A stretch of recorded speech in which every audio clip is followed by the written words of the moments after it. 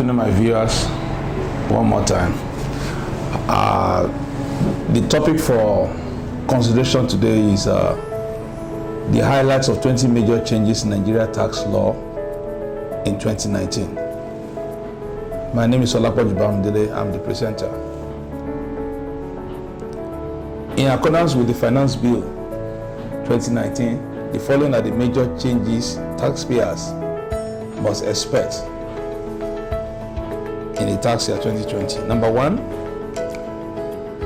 the VAT rate has been increased from 5% to 7.5% on all taxable goods and services. So if you are a business person or you are a seller, you have to know that you have to increase your VAT charges from 5% to 7.5%. And if you are a buyer of taxable goods and services as well, don't be too surprised that the next purchase you make, you'll be charged higher VAT rate of 7.5% rather than the usual 5%. Number two, companies with less than 25 million turnover in a year are now exempted from payment of VAT. So that is just a threshold that has been set. If your turnover is not up to 25 million naira in a year, then henceforth you are exempted from payment of VAT.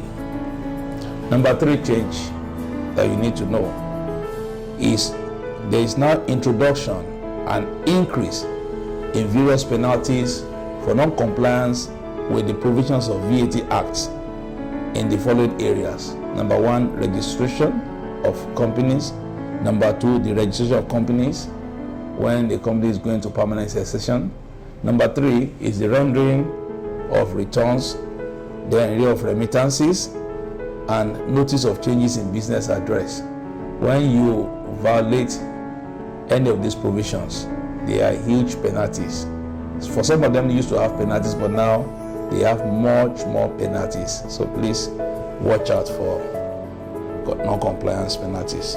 Number four change you have to take note of is that the small companies with less than 25 million turnover are now exempted from paying corporate taxes.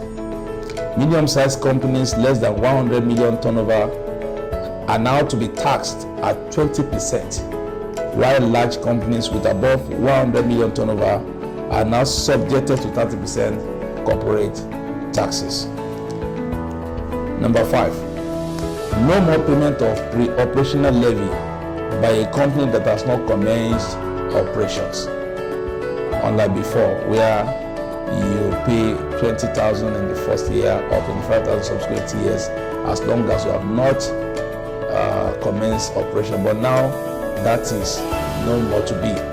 If you have not commenced operation, you can still file for your returns without any payment of any levy.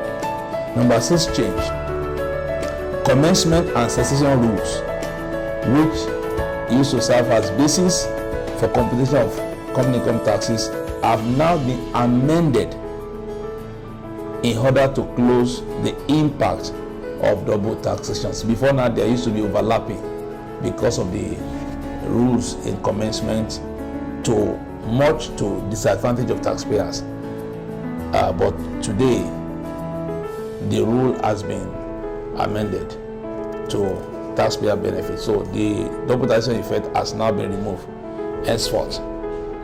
Then number seven, a company with at least 25% imported equity is no more exempted from payment of minimum tax in a relevant year. This means that in lieu of minimum taxes, where a company that has imported equity of 25% used to be normally exempted, has been amended. So that's an area that we need to take note of. Another change that we need to take note of is a company with less than 25 million turnover in a year is now exempted from minimum taxes. a company with less than 25 million turnover in a year is not exempted from minimum tax payment. Another change, number 9, penalty has been increased to 50,000 naira in the first month of failure and 25,000 naira in each of subsequent months that the failure to file the annual return continues. Before now, the penalties were 25,000 naira in the first year of default and 5,000 naira in each of the subsequent months. But now, with these changes, the penalty has been increased to 50,000 naira in the first year of default and 25,000 naira each subsequent months that the failure to file the annual return continues. This is to encourage and to ensure that everyone file their annual returns as and when due. Number 10 change that you have to be aware of is this. Companies that pay their taxes and file returns 90 days before the due date they are now entitled to incentives for early filing in form of tax credits that shall be available for future tax debt.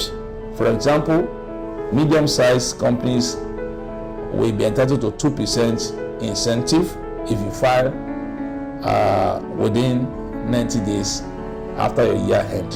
And for large companies, the incentive is 1%. The 11th change, expansion of the scope of companies taxable in Nigeria is now to include companies that operate within the Nigerian digital space, among others. This is what this means. For digital sales, digital services, purchases over the internet, cutting across borders, are now to be subjected to Nigeria taxes. So you might as well be outside Nigeria and you sell to Nigerians, or you are in Nigeria and you sell outside Nigeria over digital space. Now they are no more exempted from Nigeria taxes. Another change, number 12, this one affects insurance companies. Regulatory costs as imposed by the insurance regulators are now to be recognized for tax purposes. An example of such is provision for outstanding claims. Before now, operators in insurance industry, they have been pushing for relief or total elimination of impact of double taxations on their activities. So by this singular act, the regulatory costs that are before now not recognized for tax purposes are being admitted. Is a big relief for those operators in the insurance sector, which will definitely eliminate impact of double taxation. Another change that affects insurance companies is they cannot carry forward tax losses indefinitely. They can deduct reserve for unexpired risk on time apportionment basis, while special minimum tax for insurance has been abolished. This is another positive one for entities within the industry, insurance industry. Their losses cannot be carried forward indefinitely, and there are so many expenses that were not before allowed for tax purposes are now allowed. So this will encourage, I believe this will encourage more investors in the insurance sector. Number 14, change. Under the Petroleum Profit Tax Act, entities in that sector now have obligations to deduct withholding tax at the point of payment of dividend and remit accordingly. Every operator, companies that are subject to tax under PPT Act have the obligation to make sure that they deduct withholding taxes at the point of paying dividend and remit to FRS accordingly. Number 15th change. In writing objection, email is now accepted as a valid correspondence with tax offices. What he's saying is this. Now, it's not only in writing on paper and communicating tax office that is now admitted as a valid means of corresponding. Using email, electronic messages is now admissible as a good evidence of correspondence with tax office.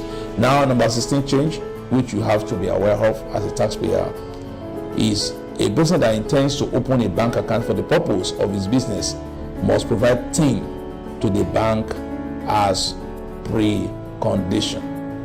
Before now, some will go to the bank without opening bank account without TIN number for their businesses, or some banks will help them to generate TIN number, which at the end of the day are not properly registered, with their file open in the relevant tax office. With this regulation, with this change, it means that before you even approach bank at all to open an account for your business, you must have approached tax office first to make sure that your file is open and your registration is adequately done, and generate your TIN number.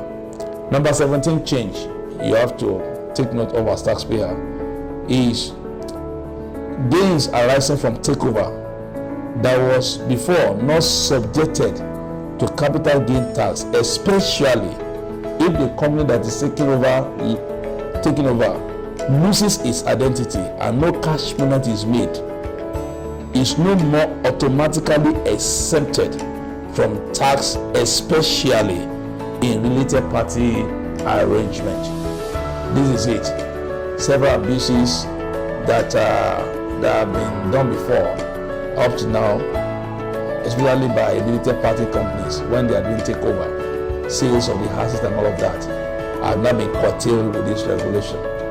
So it means that before you say that you do takeover or you do merger with another company, and you are relying on the provision that the gains on such transfer or sales meeting other conditions are no more subjected to CGT. It has changed, especially in related party arrangements. There are certain stringent conditions that must be met before gains on such sales and takeover is accepted from taxation. They are under the same Capital Gain Tax Act.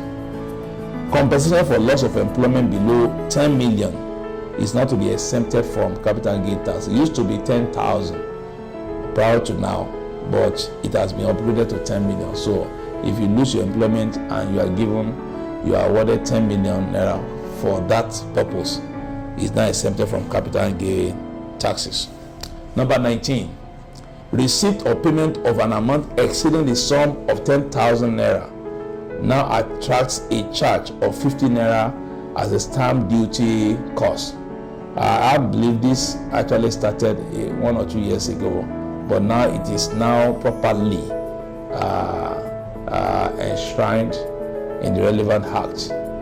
So it becomes not legal. You can't challenge that in court anymore. So if you have a transaction, electronic transfer or payment or accepting deposit into your bank account, then you'll be ready to pay 50 naira as stamp duty cost on such transaction, especially from 10,000 naira above.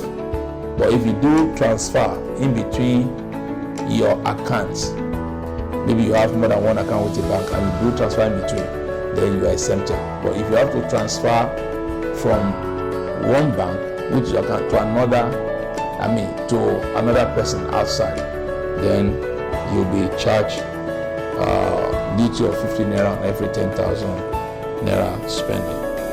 The last one is imposition of excise on certain imported products. So these are 20 major changes that have taken place in the tax space, tax regime, as a result of Finance Bill 2019 recently signed into law. It affects your VAT payments. It affects the way you file your VAT. It affects the rates at which you charge VAT. It affects even non-resident company transactions. It affects company income taxes. Companies now are classified into 3 major subclasses: small, medium, and large. Thank you very much for your attention. Should you need further help, please, you can reach out to us either by email or by phone number, and we do justice to your inquiries. God bless you. My name is Olapo Jubamdele. See you next video. Thank you.